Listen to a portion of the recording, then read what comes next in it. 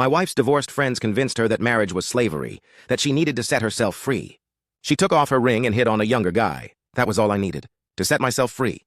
After 8 years of marriage, my wife's best friend got divorced. Suddenly, my wife had a new weekend hobby, girls' nights out every Friday and Saturday. At first, I encouraged it. We both needed space, but the first red flag wasn't the nights out. It was what came home with her. She suddenly started investing in tight dresses, low-cut tops, and heels that could double as weapons. When I complimented her new look, she brushed me off with, "Thanks, I guess." Then came the phone obsession. She'd sit across from me at dinner, scrolling, smiling, a secret smile I hadn't seen in years. When I asked what was so interesting, she'd flip her phone face down. "Nothing important," she'd say, "but the real kicker?" She stopped wearing her wedding ring.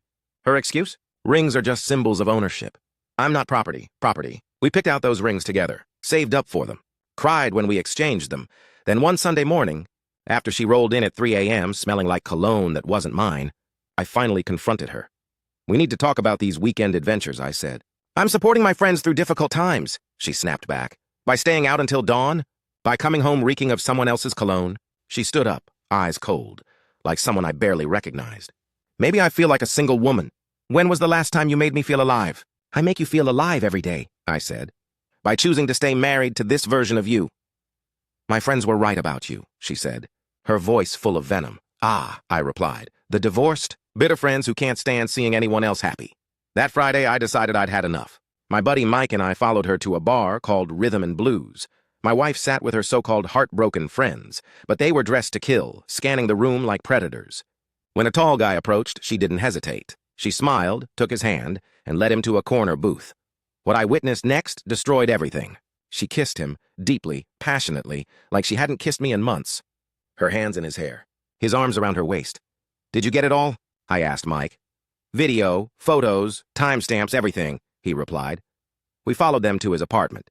2 hours later, she came out wearing his oversized hoodie, looking satisfied.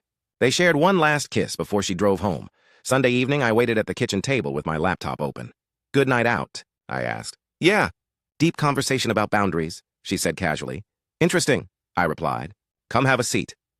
When she saw the photos, her and Tyler at the bar, entering his apartment, leaving hours later, her face turned pale. "I can explain," she stammered. "I'm sure you can.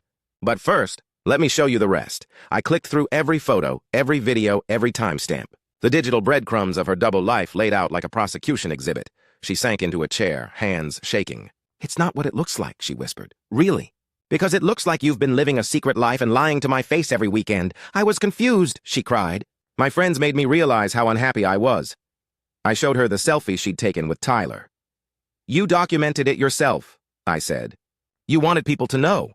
She tried every excuse. Mistakes, confusion, wanting to fix things.